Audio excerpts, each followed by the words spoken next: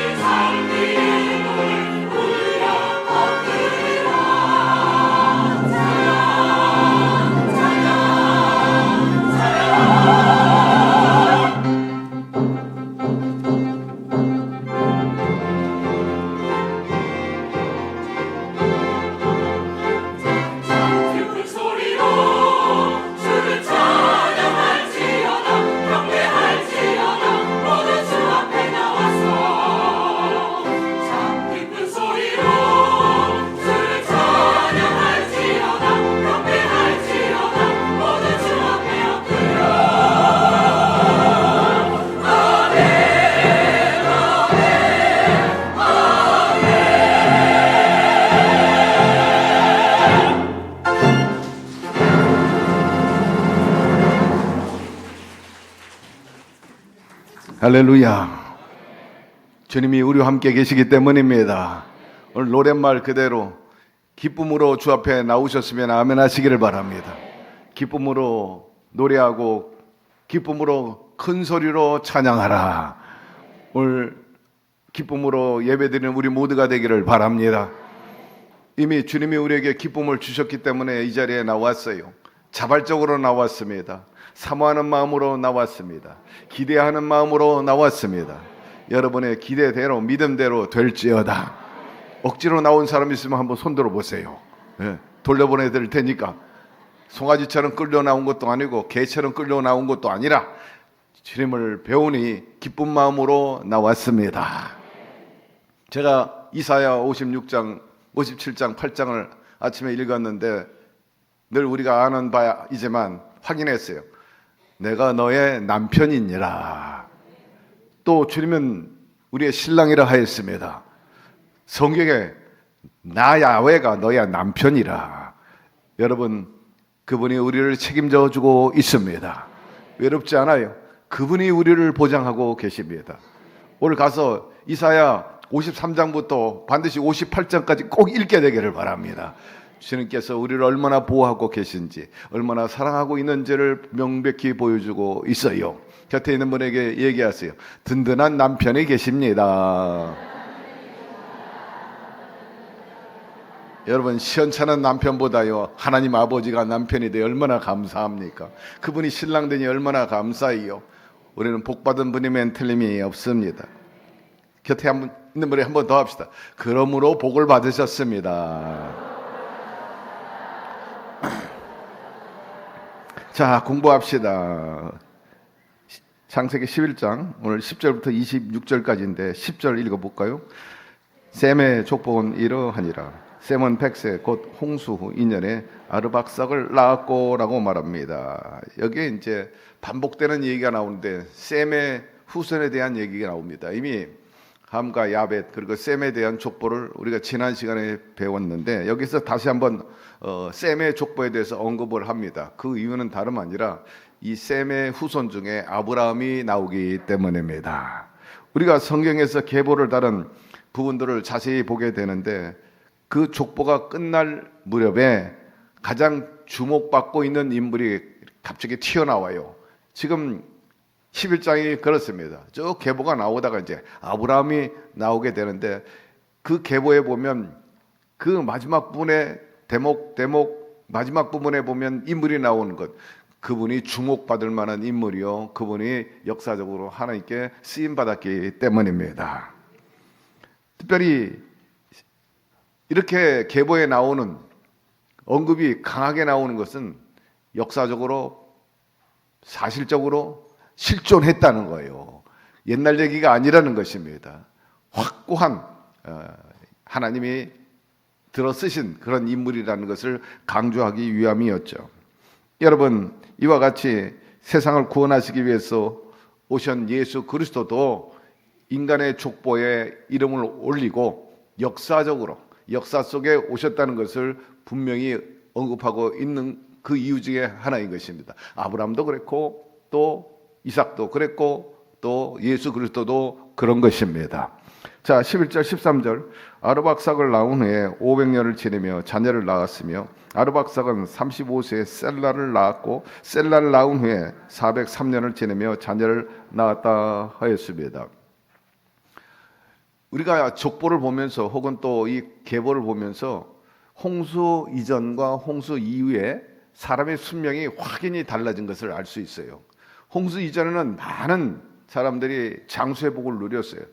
지금으로 생각하면 상상할 수 없는 그런 수를 누렸고, 다음에 홍수 이후에는 수명이 급격히 줄어든 것을 알 수가 있어요. 예를 들어서 셈은 홍수 이전에 태어난 분입니다. 이 아브라함의 조상 셈은 홍수 이전에 태어났기 때문에 600세 이상을 살았어요. 그런데 홍수 위에 태어난 이 본문에 나오는 아르박삭 그리고 이어서 아브람까지 그 수명을 보면은 굉장히 많이 줄어든 것을 우리가 알 수가 있어요. 왜 그랬을까요? 왜 수명이 단축됐습니까? 이유는 단 한 가지, 바로 죄 때문인 것입니다. 그러므로 죄에 대한 하나님의 징계와 심판이 만만치 않다는 것을 여기서 보여주고 있어요. 그러므로 죄를 지으면 항상 주님 앞에 나와서 회개하고 용서를 구하는 우리 모두가 되기를 바랍니다.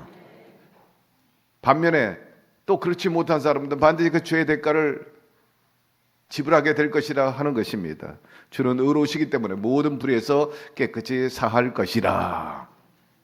자, 14절 16절에 셀라는 30세에 에벨을 낳았고 에벨을 낳은 후에 403년을 지내며 자녀를 낳았으며 에벨은 34세에 벨렉을 낳았고 라고 말합니다. 셀라의 이 셈의 맏아들 셀라의 맏아들은 에벨이 나오고 있어요. 여기에 보면은 셈의 후손 중에 이제 셀라가 나오는데 이 셀라가 갑자기 나오는 것은 굉장히 그 히브리 민족과 관련되어 있기 때문입니다. 베델을 낳았다. 베델은 이제 건너가다 혹은 구별되다 그런 의미가 있습니다. 히브리어 아발이라는 데서 비롯됐다고 그래요. 여기서 비로소 히브리 말 유래되었다. 역사적으로 그렇게 기록되어 있는 것을 볼 수가 있어요. 에벨 단순히 이방인 혹은 이주자 혹은 나그네 그런 것을 떠나서 분명한 것은 히브리 민족으로서 하나의 선조가 되었다는 것을 암시하고 있는 겁니다. 창세기 10장 21절에 셈이 에벨의 조상으로 묘사되어 있기 때문에 셈의 후손인 에벨로부터 하나님께서 택하신 히브리 백성이 유래되었음을 성경은 우리에게 분명하게 제시해 주고 있다. 그러니 셈의 후손 셀라의 맏아들 이 에벨이 히브리의 조상이라 뜻입니다. 자, 17절 넘어갑시다. 베델을 낳은 후에 430년을 지내며 자녀를 낳았으며 벨렉은 30세에 루를 낳았고 루를 낳은 후에 209년을 지내며 자녀를 낳았으며 루는 30세에 스룩을 낳았고 스룩을 낳은 후에 207년을 지내며 자녀를 낳았으며 스룩은 30세에 나홀을 낳았고 나홀을 낳은 후에 200년을 지내며 자녀를 낳았으며 나홀은 29세에 데라를 낳았고 데라를 낳은 후에 119년을 지내며 자녀를 낳았으며 데라는 70세에 아브람과 나호 하란을 낳았더라 합니다. 여기서 이제 셀라의 후손 에벨, 그러니까 셈, 그다음에 셀라, 그다음에 에벨, 이 에벨의 두 아들이 있었습니다. 그 맏아들은 벨렉, 방금 읽은 벨렉이 나오고 두 번째는 욕단입니다. 두 민족을 이루었어요. 이 벨렉은 히브리 계통, 아브라함의 계통의 이제 조상이 되고 욕단은 아라비아 계통의 이제 조상이 된 것을 볼 수가 있는데 여기서 욕단은 나오지 않고 있고 벨렉만 나오고 있다. 그것은 이 히브리 계보, 히브리 혈통을 이제 중요시 여기기 때문입니다. 그래서 욕단에 대한 얘기가 안 나오고 있어요. 이미 이 욕단 얘기는 우리가 10장에서 공부한 바가 있습니다.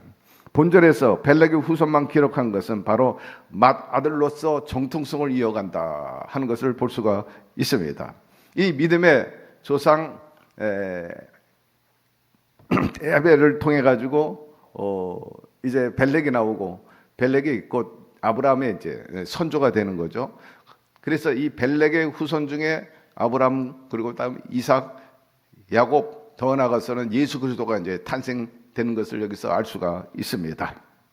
27절, 28절 데라의 족보는 이러하니라. 데라는 아브람과 나홀과 하란을 낳고 하란은 롯을 낳았으며 하란은 그 아비 데라보다 먼저 고향 갈대인의 우리에서 죽었더라. 아브람과 나홀이 장가들었으니 아브람의 아내 이름은 사레며 나홀의 아내 이름은 밀가니 하란이 딸이요 하란은 밀가의 아버지며 또 이스가의 아버지더라. 사레는 임신하지 못함으로 자식이 없었더라. 데라가 그 아들 아브람과 하란의 아들인 그의 손자 룻과 그 며느리 아브람의 아내 사레를 데리고 갈대인의 우를 떠나 가나안 땅으로 가고자 하더니 하란에 이르러 거기 거류하였으며 데라는 나이가 255세가 되어 하란에서 죽었더라. 28절에 보니까 데라의 족보는 이러하니라. 데라는 아람과 나홀과 하란을 낳고 하란은 롯을 낳았으며 하란은 그 아비 데라보다 먼저 고향 갈대인의 우리에서 죽었다 하였습니다. 데라는 우리가 알다시피 우상을 섬기는 사람입니다. 하나님이 가장 싫어하는 것이 우상이에요. 우상도 우리가 영적인 우상이 있고 또 우리가 이 3차원의 우상이 있지 않습니까? 우리가 보고 느끼는 것 말입니다. 데라는 영적으로나 육적으로나 우상 숭배자였습니다. 우상 제물을 팔아서 생업으로 살았던 거죠. 그런데 하나님의 섭리는 놀랍게도 이 우상 집안에서 하나님의 백성이 탄생하게 하셨다는 것이 참 놀라운 일이다 하는 것입니다. 바로 데라의 아들 아브람을 선택하시고 믿음의 조상으로 삼았기 때문입니다. 성경의 역사나 우리 인간사회에 보면 정말 구원받을 수 없고 또 세상에서 지탄받고 어떻게 저런 인간이 어떻게 하나님의 자녀가 됐는가, 또 사명자가 됐는가, 그렇게 생각하는 그런 존재들이 많이 있었습니다. 우리가 성경에 늘 보고 있는 바울도 그렇죠. 정말 그 당시에 믿음의 사람들은 하나님의 종으로 사도로서 전혀 받아들일 수 없는 인물이었습니다.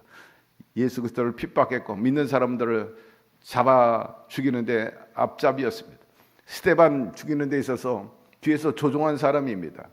이런 사람이 어떻게 예수를 믿고 그분의 복음을 전하는 사도가 될 수 있는가? 택감받은 백성이 될 수 있는가?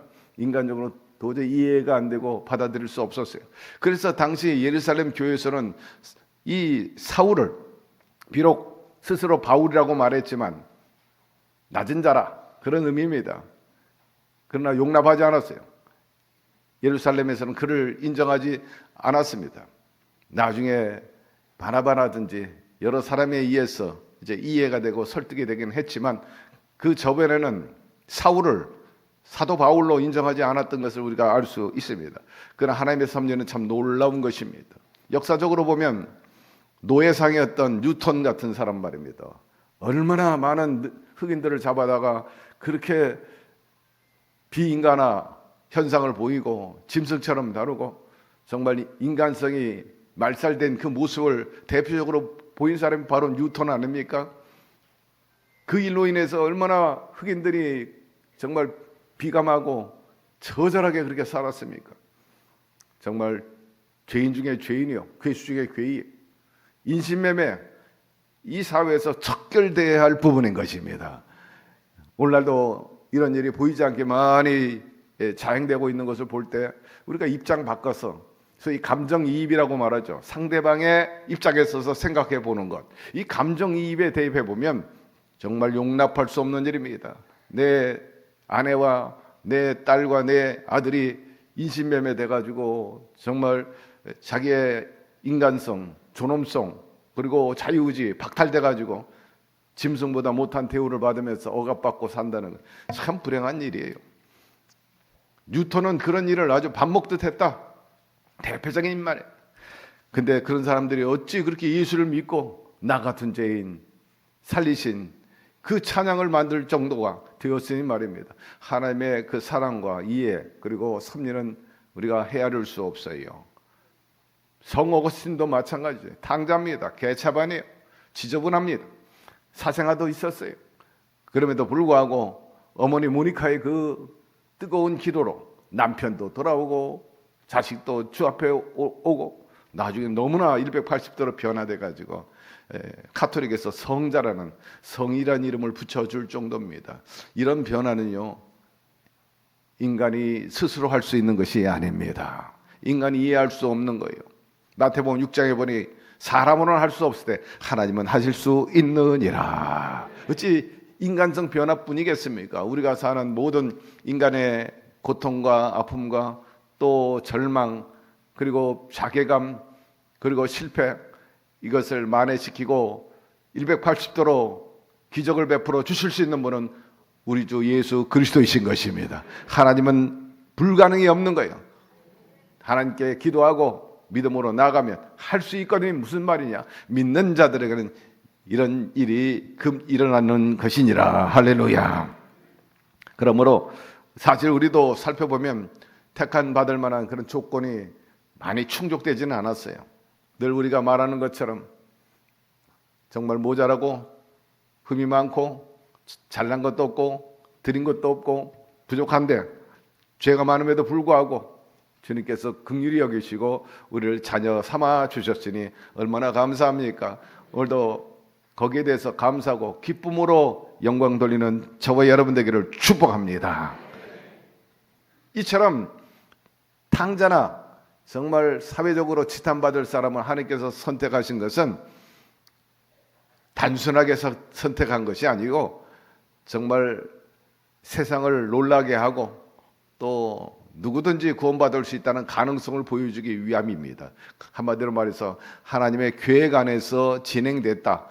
그래서 우리는 흔히 말하기를 섭리였다, 그렇게 말하는 것입니다. 여러분, 인간이 어떤 의지를 갖고 있다 할지라도 하나님의 뜻을 결코 바꾸거나 막을 수는 없는 것입니다. 다만 우리는 하나님, 우리가 바라는 것이 이것인데 주의 뜻 안에서 이루어지게 하여 주시옵소서. 아무리 내 뜻, 내 욕심으로 구해도 하나님의 뜻에 부합되지 않고 코드가 안 맞으면 응답이 없는 거예요. 항상 우리가 기도할 때 모든 기도 그 전제, 그 저변에 반드시 주의 뜻 안에서 이루어지게 하여 주시옵소서. 여러분, 데라는 아브라함과 나홀과 하란 세 자녀를 낳았습니다. 누구요? 아브라함과 나홀과 하란을 낳았습니다. 그런데 이 성경 이름의 기록이 순차적으로 대체로 나오는데 여기서는 꼭 그렇게 나오지 않았다. 아브라함, 그리고 나홀, 그리고 하란이 나왔는데 누가 제일 맏아들이냐? 하란이 제일 맏아들입니다. 아브라함이 먼저 나오고 나홀이 나오고 하란이 나오는데, 그러나 아브라함이 앞에 나온 것은 그만큼 역사적으로나 성경적으로나 하나님이 구속사적인 입장에서 비중이 있기 때문에 맏아들이라는 그런 개념이 여기 있었기 때문에 그랬고, 또 하란은 오래 살지 못했어요. 데라와 함께 이 세 아들과 그리고 또 그 자부들을 데리고 하란의 아들 롯 할아버지가 다 대가족을 이루고 갈대우를 이제 떠나옵니다. 그래서 갈대우로 지나가다가 데라가 먼저 죽어요. 데라보다 하란이 먼저 죽어요. 아버지보다 그 맏아들이 하란이 먼저 죽어요. 그리고 조카 롯만 남는 겁니다. 그러니까 아브라함에게 있어서는 이 롯이 밑에 조카일 뿐만 아니라 롯의 입장에서는 큰아버지야. 그렇죠? 둘째 큰아버지가 되는 거죠. 어쨌든 아버지 하란이 죽으니까 혼자 됐지 않습니까? 그래서 그 롯의 뭐 딸이나 누가 가족이 있었는지에 대해서는 언급이 별로 없어요. 성경에 롯이 또 하나의 구속사적인 하나의 조연으로 나오기 때문에, 그래서 이제 이 데라보다 아들 하란 큰 아들이 먼저 죽는 이제 슬픔을 겪게 되죠. 여기서 우리가 알 수 있는 것은 사람이 한번 태어나면 죽는 것은 정한 이치인 것입니다. 그러나 우리가 알다시피 먼저 왔다고 순서대로 먼저 가는 것은 아니다 하는 거예요. 아버지보다 먼저 가고 자식이 먼저 가는 경우도 있어요. 어쨌든 그것은 하나님의 알지 못하는 섭리가 있을 것이고, 또 우리가 이 땅에서 어떻게 사느냐가 굉장히 중요하다는 것을 일깨워주는 한 대목이 아닌가 싶어요. 여러분, 장소는 분명하게 성경은 복이라고 말하고 있습니다. 우리가 어떻게 하는 여하에 따라서 죽을 병에서도 나올 수 있는 거예요. 오늘도 어떤 성도님이 남편이 지난 월요일날 대장암이 판정됐습니다. 그래서 제가 그랬어요. 인간의 한계점에 와 있는 겁니다. 연세도 많으시고 이제 거의 90에 이르렀는데, 여러분 성경에 보니까 강건하면 70이요 80이라 그랬으니까 70, 80이면 적어도 성경적으로는 억울하진 않아. 그러나 여러분 죽을 병이라 할지라도 희석이 하는 15년 보너스 더 받았으니까 여러분 우리 모두 한계점이 있을 텐데 거기에서 플러스로 15년씩 더 살게 되기를 축복합니다. 여러분 가고 오는 것은 다 하나님의 뜻 안에 있기 때문에 그러나 능동적이라는 거예요. 올 때는 거의 정한 거, 어찌할 수 없어. 수동적으로 따라야 돼. 너 나가라 하면 나와야 돼. 그러나 갈 때는 능동적이라. 우리가 어떻게 해야 하는 여하에 따라서 수명이 감안된다는 것을 우리는 성경에서 볼 수가 있다는 겁니다. 나홀은 하란의 딸과 결혼하였습니다. 나홀은 막내 아들이야. 누구하고 결혼했냐? 큰형님의 딸하고 결혼한 거예요. 그러니까 조카하고 결혼한 셈이죠. 그러니까 나홀의 나이하고 큰 형인 하란의 딸하고 나이 차가 그렇게 심하지 않았던 것 같아. 심해도 그때 당시로 봤을 때 10년, 20년 정도 차이 나지 않았겠나 이렇게 봐요. 예, 그때 수명으로 볼 때 지금보다는 좀 2배 이상 살았기 때문에. 그렇다면은 나홀이 그렇게 나이가 많지는 않았다 하는 것을 우리가 알 수가 있었습니다. 아브라함은 데라가 130세에 나왔어요. 네, 데라가 아브라함을 130세에 낳았고 그 다음에 데라가 하란은 70세에 나왔어요. 그러니까 차이가 거의 형하고 한 60년 차이가 난 것 같아요. 하란하고 말입니다. 자, 11절 31절 보니까는요, 데라가 그 아들 아브람과 하란의 아들인 그의 손자 롯과 그의 며느리 아브람의 아내 사레를 데리고 갈대아인의 우르를 떠나 가나안 땅으로 가고자 하더니 하란에 이르러 거기 거류하였다 하였습니다. 말씀에 또 보니까 이에 아브람이 야훼 말씀을 따랐고 롯도 그와 함께 갔으며 아브람이 하란을 떠날 때 75세였더라 합니다. 대체로 성경에 보면은 장자의 순서대로 기록되고 있는 반면에 앞에서도 언급을 했지만 그 중심 인물에 따라서 그 기록 이름의 기록이 이제 바뀐 것을 얘기해 주고 있어요. 그 당시 데라의 자손들이 거주하던 갈대아 우르는 아주 비옥한 땅이었어요. 그러니까 고대 문명의 발상지라고 말할 수 있는데 유브라데스하고 저 메소포타미아 문명에 있던 그 중심 지역이었습니다. 굉장히 그 산업이 발달되고 천문학 그리고 동시에 좋지 않은 것도 발달이 됐는데 상업 도시인 만큼 또 우상도 그렇게 많았어요. 그래서 우상을 섬기는 일들이 횡행했던 것을 알 수가 있습니다. 이렇게 고도로 발달된 문명 속에 살던 데라의 가족들 나름대로 희망을 가지고 살았는데 결국 데라가 큰 아들을 잃어버림으로 굉장히 상심하게 됩니다. 여러분 우리가 어떻게 살든지 또 형편과 처지를 위해서 길게 살든지 혹은 단명하든지 간에 오직 하나님의 영광을 위해 사는 저와 여러분 되기를 기대합니다. 그러기 위해서 항상 하나님의 깊으신 뜻을 이루기 위해서 영적인 노력을 게으르지 말아야 되고 동시에 우리 모두가 영적인 산 제물 되도록 하는데 더 열심히 헌신해야 될 것입니다. 29절 아브람과 나홀이 장가들었으니 아브람의 아내의 이름은 사레며 나홀의 아내의 이름은 밀가니 하란의 딸이요 하란은 밀가의 아버지며 또 이스가의 아버지더라 말합니다. 아브람과 이제 나홀이 두 형제만 남았잖아요. 그래서 이제 결혼을 하게 되죠. 그래서 사레를 이제 아내로 아브람은 맞아들이고 또 나홀은 밀가를 이제 아내로 받아들이게 됩니다. 그런데 여기에서 아브람이 사레를 부인으로 맞아들이는 데 있어서 성경에 자세히 보면은 동생이야, 여동생. 피는 같아. 그런데 배가 다르다. 씨는 같아. 그러나 배가 달랐어요.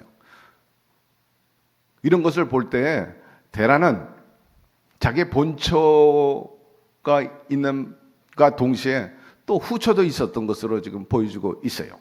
그래서 아브라함이 이복 동생, 여동생과 이제 결혼을 하게 되는 것을 여기서 보여주고 있습니다. 근친 결혼이죠. 또 이런 것 때문에 아브라함은 그 사례로 인해 가지고 자기 유리한 대로 관계를 제3자들에게 얘기합니다. 자기가 불리하면은 여동생이라고 그러고 또 아주 안정되고 평화로우면 내 아내라고 그러고 이쁜 아내가 사니까 내가 사랑하는 아내다 이렇게 자랑도 하고 그랬는데 우리가 성경에 보니까 잘 아는 바대로 기근이 들어가지고 먹고 살기 위해서 애굽으로 내려갔지 않습니까? 그런데 타지에 가니까 아무래도 많은 사람들 앞에 관심을 받게 되죠. 그 중에 사례가 아름다웠다, 아리따웠다 그럽니다. 그러니 애굽 남자들이 관심이 많고 또 주목받게 되는 그런 인물이. 그 사람들이 물어봐요. 누구냐 하니까 자기가 위해를 받을까봐, 다칠까봐, 죽일까봐. 그래서 자기 아내를 갖다 여동생이라고 말하는데요. 사실은 사실입니다. 왜? 이복 동생이기 때문에. 그러니까 낚아채잖아요. 그래가지고 바로 왕에게 갖다 바칩니다. 그 다음 얘기는 제가 더 이상 하지 않겠습니다. 어쨌든 마누라를 뺏겼어요. 기가 막힌 일이죠. 참으로 기회주의자이면 또 거기서 약함을 보여주는 거예요. 역시 아브라함도 약한 면이 있다. 어쩔 수 없어요. 그러나 나중에 성령께서 현몽하고 바로에게 깨닫게 하지 않습니까? 내가 어떻게 남의 부인을 갖다가 이렇게 할 수 있냐? 돌려줘라. 그래서 돌려주게 됩니다. 그 덕분에 대가를 많이 얻어가지고 소와 또 양떼를 얻어 나오긴 하지만 영 찝찝한 면은 틀림이 없습니다. 어쨌든 성경에 보니까 뭐 큰일은 없었다 이렇게 기록된 것을 볼 수가 있어요. 아브라함의 동생 나홀, 그 아내는 밀가입니다. 앞서 언급한 것처럼 이 나홀은 형의 딸, 그러니까 하란의 딸이라고 그랬죠. 조카하고 결혼하게 됩니다. 그러한 현생, 그 당시에 이런 결혼 문화가 나름대로 이유가 있었고 독특성이 있었습니다. 두 가지 이유를 든다면, 첫째는 자기들의 그 혈통 보존, 자기들은 구별받고 신성하다. 그래서 이제 근친상간이 이루어지는 것입니다. 뿐만 아니라 종족 보존을 위해서. 그래서 오늘날도 그런 종족들이 많이 있어요. 소수 민족 가운데 베트남, 캄보디아 또 여러 족속들이 있습니다만은 자기들끼리 이렇게 자기들의 그 혈통 순수하다 자기들은 그렇게 생각하는 거죠. 피가 섞이지 않는 것. 한때 유대인들이 이방인들과 섞이지 않았잖아요. 성경에 나오는 부분 중간 부분에 보면은 이방인들에 대해서 긍정적이지 않는 것을 알 수 있고, 지금도 유대인들은 그런 자기들의 어떤 그 선택받은 민족이라고 그래가지고, 물론 피가 안 섞이는 건 아닙니다. 국제 결혼이 이루어지긴 하지만 그들 나름대로의 유대 교육을 아주 철저히 합니다. 카톨릭도 부분적으로 그런 부분이 있습니다만은 거의 2년간이나 유대 교육을 시켜요. 그래서 철저하게 이제 유대인 신앙을 집어넣는 거예요. 제 딸 친구가 유대인에게 결혼을 했는데 그 수업을 철저히 받게 되었다는 것을 전해 들은 바가 있습니다만은, 지금도 유대인 되기 위해서는 그렇게 쉽지 않다 하는 겁니다. 하나님께서 나중에 이 이스라엘 백성들과 근대에 근친상간을 이제 금하셨어요. 이제 하지 마라. 이게 언제부터냐? 모세 시절부터. 모세 인도함을 따라서 나갈 때, 그때 하나님께서 모세에게 명령을 하는 겁니다. 자, 우리 함께 읽어봅시다. 제가 읽을게요. 부분이 조금 그래서. 자, 제가 읽겠습니다. 여러분 보세요. 너는 내 자매 곧 내 아버지의 딸이나 내 어머니의 딸이나 집에서나 다른 곳에서 출생하였음을 막론하고 그들의 하체를 범하지 말지니라. 내 손녀나 내 외손녀의 하체를 범하지 말라. 이는 내 하체니라. 내 아버지의 아내가 내 아버지의 낳은 딸은 내 누이니 너는 그의 하체를 범하지 말지어다. 너는 내 고모의 하체를 범하지 말라. 그는 내 아버지의 살부친이라. 너는 내 이모의 하체를 범하지 말라. 그는 내 어머니의 살부친이라. 너는 내 아버지 형제의 아내를 가까이 하여 그의 하체를 범하지 말라. 그는 내 숙모니라. 너는 내 며느리의 하체를 범하지 말라. 그는 내 아들의 아드니 그의 하체를 범하지 말지니라. 너는 내 형제의 아내의 하체를 범하지 말라. 이는 내 형제의 하체니라. 너는 여인과 그 여인의 딸의 하체를 아울러 범하지 말고 또 그 여인의 손녀나 외손녀를 아울러 데려다가 그의 하체를 범하지 말라. 그들은 그의 살부치니 이는 악행이니라. 너는 아내가 생존할 동안에 그의 자매를 데려다가 그 하체를 범하여 그로 질투하게 하지 말지니라 하였습니다.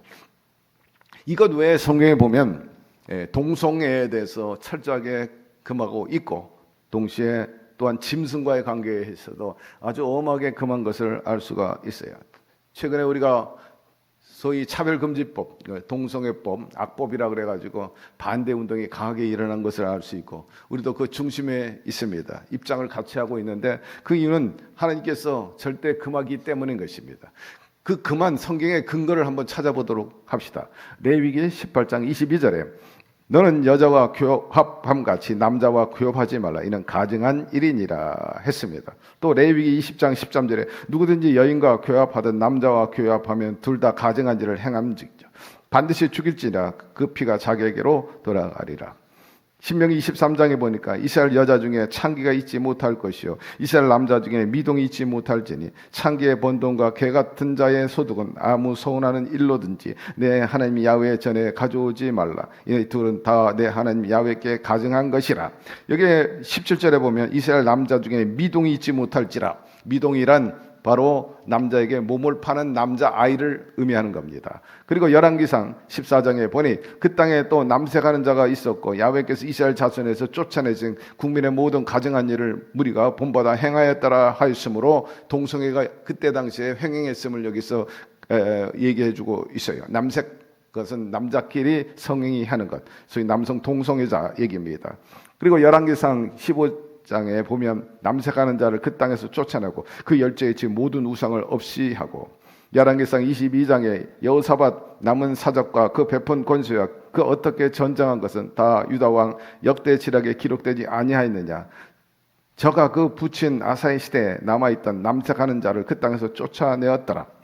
열왕기하 23장 또 야훼 성전 가운데 남창의 집을 헐었으니 그곳 여인이 아세라를 위하여 휘장을 짜는 처소였더라 말합니다. 우리가 역사적으로 잘 아는 사실은 이 아세라는 다산의 신입니다. 그래서 이 가슴이 굉장히 많이 달려 있어요. 애를 많이 낳는다는 거죠. 이 바알과 아세라는 풍요의 신, 그리고 다산의 신입니다. 풍요는 농사에서 풍년을 가져오고, 이 아세라는 그러니까 아내 여자 신이라 그렇게 말하고, 또 바울은 남자의 신이라 그렇게 일컬어 왔는데, 바울은 농사를 잘하게 하고 그 다음에 아세라는 다산 아이를 많이 낳게 한다, 그런 뜻입니다. 그래서 역사 기록 보면 뭐 또 백과사전 같은 데 보면은 이 아세라 신전에서 많은 그 성거래가 있었다, 아주 상주하고 있었다. 그래서 창녀와 남창들이 많이 있었던 것을 알 수가 있습니다. 자, 욥기서 36절에 보니까 마음이 경건하지 아니한 자들은 분노를 쌓으며 하나님이 속박할지라도 도움을 구하지 아니하나니 그대의 몸은 젊어서 죽으며 그의 생명은 남창과 함께 있도다 하였습니다. 다시 한번 그 열왕기하 23장에 보니까 또 야훼 성전 가운데 남창의 집을 헐었으니, 놀라운 것은 야훼 집에도 남창이 있었다. 참으로 무서운 일인 것입니다. 신약성경에 보니까 우리가 함께 읽어봅시다. 이 때문에 하나님께서 그들을 부끄러운 욕심에 내어버려두시니 곧 그들의 여자대로 순리대로 쓸 것을 받고 영리로 쓰며 이와 같이 남자들도 순리대로 여인 쓰기를 버리고 서로 향하여 음욕이 불릴 듯하며 남자가 남자로 더불어 부끄러운 일을 행하여 저희의 그릇 때문에 상당한 보응을 그 자신에게 받았느니라 라고 말합니다. 뿐만 아니라 고린도전서 6장 9절에 불의한 자가 하나님의 나라를 유업으로 받지 못할 줄을 알지 못하느냐. 미혹을 받지 말라. 음란한 자나 우상 숭배하는 자나 간음한 자나 탐색하는 자나 남색하는 자나 도적이나 탐남하는 자나 술 취하는 자나 후욕하는 자나 토색하는 자나 하나님 나라를 유업으로 받지 못하리라. 영육간에 그렇다. 그 다음에 음행하는 자와 남색하는 자와 인신매매를 하는 자와 거짓말하는 자와 거짓 맹세하는 자와 기타 바른 교훈을 거스르는 자를 위함이니라고 또 지적합니다. 유다서에 보니 소돔과 고모라와 그 이 도시들도 저희와 같은 모양으로 간음을 행하며 다른 색을 따라가다가 영원한 불에 형벌을 받음으로 거울이 되었느니라. 다른 색. 우리가 여기서 보면 그 소돔과 고모라 무너지기 전에 유황 심판 받기 전에 천사가 이 욥의 집을 롯의 집을 방문하게 되잖아요. 그래서 천사를 잘 대접하고 있는데 바깥에 벌써 소문이 나가지고 남자들이 와가지고 너희 집에 온 손님을 내놔라, 우리가 관계하겠다, 난리가 났습니다. 소문이 나가지고 남자들이 보고, 그러니까 얼마나 그 소돔과 고모라가 그렇게 문란했던 것을 알 수가 있는데, 그때 롯이 말하잖아요. 나에게는 남자를 가까이 하지 않은 딸이 있다. 그러니 딸을 차라리 내가 너희들에게 내주겠다. 그들이 뭐라고 말해요? 아니라 그 안에 있는 남자를 달라. 얼마나 그 당시에 폐역했는가를 알 수가 있습니다. 많은 사람들이 아직도 동성애를 지지하고, 심지어는 진보 목사나 신학자들이 그들도 다 불쌍한 사람이라 익숙히라 그래가지고 동성애를 지지합니다마는 여러분, 우리가 그 사람 영혼은 불쌍히 여기고 사랑해야 되겠지만 그 행위만큼은 용납해서는 안 되는 겁니다. 구약이나 신약에서 하지 말라잖아요. 하지 말라면 하지 않는 것이 좋습니다. 그리고 짐승과 하는 그 교접, 신명기 27장 21절에 짐승과 교합하는 모든 자는 저주를 받을 것이라 할 것이요 모든 백성은 아멘할지니라. 요새 큰 개를 혼자 키우는 여인들, 여러분 보기가 안 좋습니다. 오해받을 수도 있어요. 그렇기 때문에 이런 것들은 우리가 삼가해야 되는 거예요.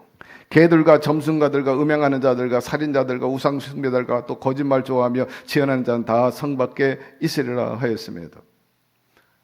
역사적으로 보고 과학적으로 의학적으로 봐더라도 사람과 동물과의 관계 속에서 새로운 종이 태어났다는 것을 어디서도 찾아볼 수가 없어. 그건 뭘 얘기하느냐? 하나님이 그렇게 만들지도 않고 원하지도 않는 거예요.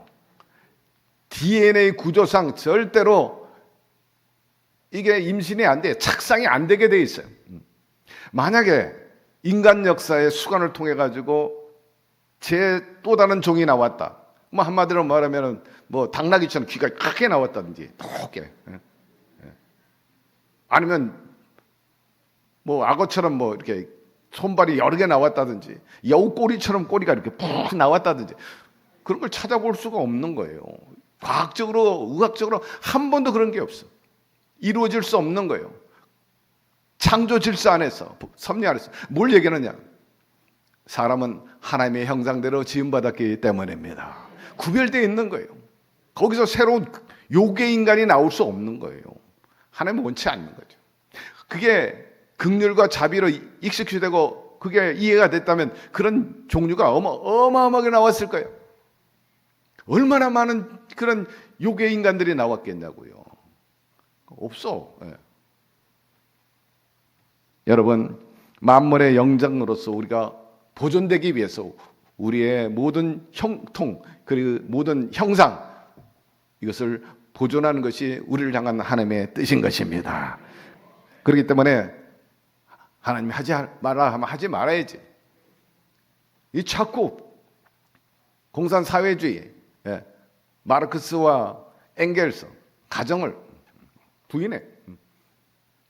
부르주아지 중산층의 좋은 교수들을 데려다가 아내로 다 맞은 사람들이 다 팽개치고 다른 딸 자식이 자살하고 그저 혁명을 위해서 모든 걸 바치는 거예요. 혁명이 이거야. 혁명이. 빨치산이 그랬고요. 공산주의자들이 다 그랬어요. 자, 30절 넘어갑시다. 마지막 절입니다. 30절, 31절, 2절까지 있는데 사레는 임신하지 못함으로 자식이 없었더라. 아브라함과 사레에 자식이 없었다. 그 이유는 말씀 그대로 밝히고 있는데 임신이 안 된 거예요. 혼자 살았기 때문에 자식이 없었다. 그게 아니라 같이 부부가 정상적으로 사는데 자식이 없었다 하는 겁니다. 이런 현상에 사실 슬프죠. 아브라함의 입장에서 볼 때 나는 하나님 잘 믿고 그분에 따라 순종하며 사는데 하나님도 믿지도 않고 나 인간적으로 개 잡아놓으러 사는데 저 사람들은 자식 쑥쑥 낳고 번성하고 그러니 상대적으로 얼마나 자괴감이 있었겠어. 우울하고 슬프고 나는 하나님 잘 믿는데 나는 왜 그러는가. 세상적으로 말하면 저주라고 말할 수도 있을 정도입니다. 여러분, 하나님의 뜻은 생육, 번성, 충만, 정보, 다스림인 것입니다. 어떻게 하든지 자식을 많이 낳도록 애를 써야 돼요. 그러나 요새는 뭐 자식을 안 낳아요. 관연한 딸도 시집 안 간대. 안타까워요. 우리 조카도 선생이 있고 뭐 간호사도 있고 그런데 안 간대요. 아예 안 간다는 거예요. 못 가는 게 아니라. 우리 딸은 가려고 하는데 상대가 없어 못 가는데 조카 셋은 안 간대. 처음부터 안 간대요. 여러분, 안 간다는 딸을 설득하게 되기를 바랍니다.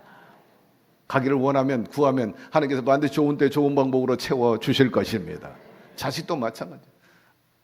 우리 아들, 딸 시집장가 가서 자식 쑥쑥 낳고 살게 하여 주시옵소서. 그런데 아브라함과 사레가 원망 불평하지 않았다는 거예요. 얼마든지 원망 불평하고 불신앙하고 그럴 수 있는데 그런 게 없었어요. 그래서 현재적 고통에 대해서 자기 몫이라 생각하고 그저 하나님의 뜻만 구하고 동시에 이루어 주옵소서 하고 부르짖었던 것입니다. 왜? 하나님에 대한 믿음을 저버리지 않았기 때문에 없는 것도 있게 하시고 다친 것도 열게 하시는 분이시기 때문인 것입니다. 이런 믿음의 소유자가 되십시다. 자, 끝으로 31절 32절 데라가 그 아들 아브람과 하란의 아들인 그의 손자 롯과 그 며느리 아브람의 아내 사레를 데리고 갈대한 우르를 떠나 가나안 땅으로 가고자 하더니 하란에 이르러 거기 거류하였으며 데라는 나이가 250세가 되어 하란에서 죽었더라 하였습니다. 데라는 나름대로 편안하게 갈대우르에서 살고 싶었지만은 죽었어요. 큰아들도 죽고 자기도 죽고.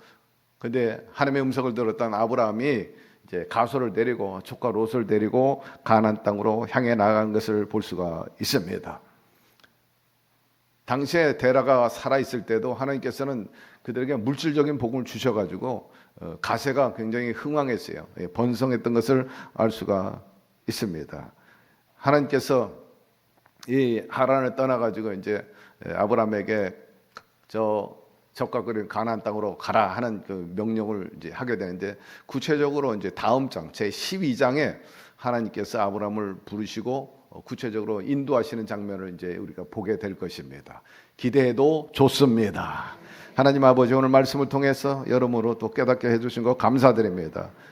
거듭 늘 우리가 바라고 또 원하는 것은 한 귀로 듣고 한 귀로 흐리지 말게 도와주시고 마음판에 새기고 뇌리에 각인돼 가지고 말씀대로 살게 하여 주옵시고 그 말씀을 통해 하나님께 영광이 되고 우리의 삶의 그 약속한 바를 누리면서 살게 하여 주시옵소서.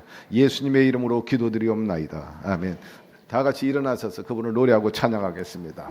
주님의 성령 지금 이곳에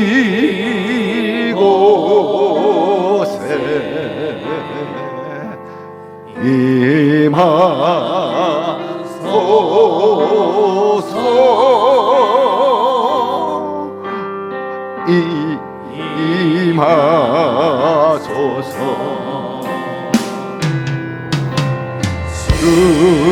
주님의 성령 지금 이곳에 임하소서.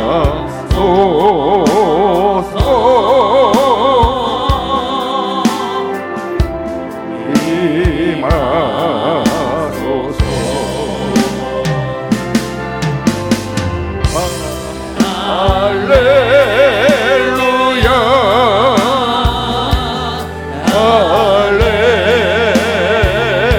할렐루야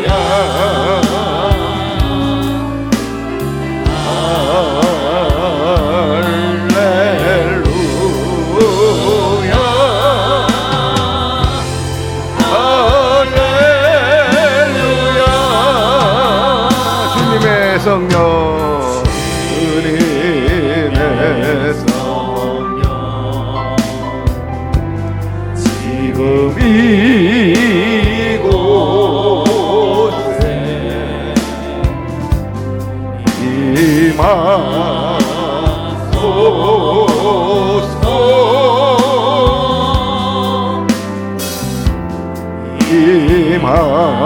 임하소서. 아멘 아멘 할렐루야. 주님의 성령 지금 이곳에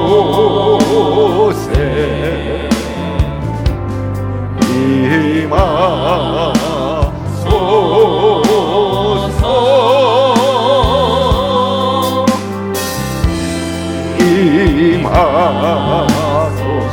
아멘 아멘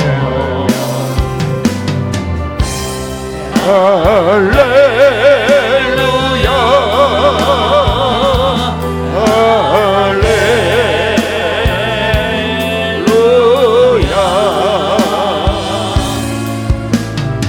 할렐루야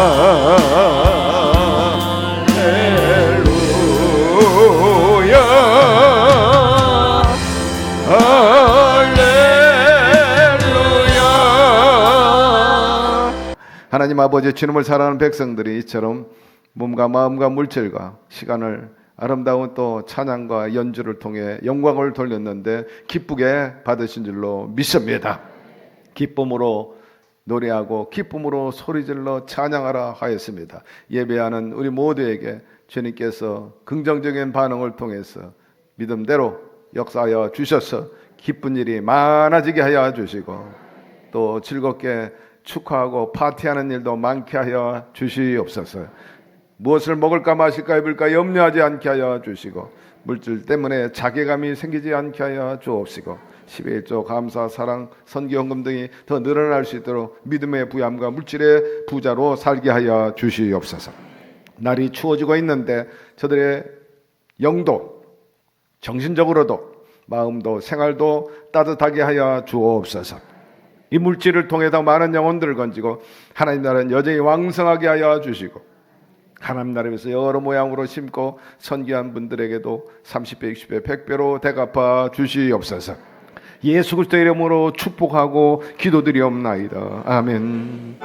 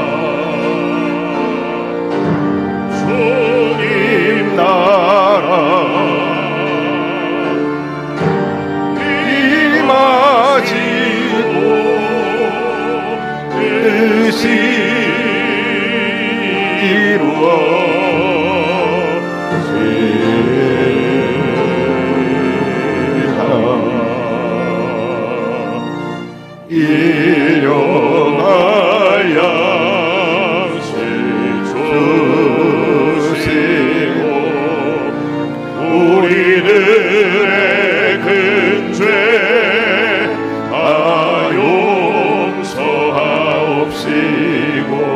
또 시험에 들게 마시고 악에서 구원하소서. 대개 주의 나라 주의 권세 주의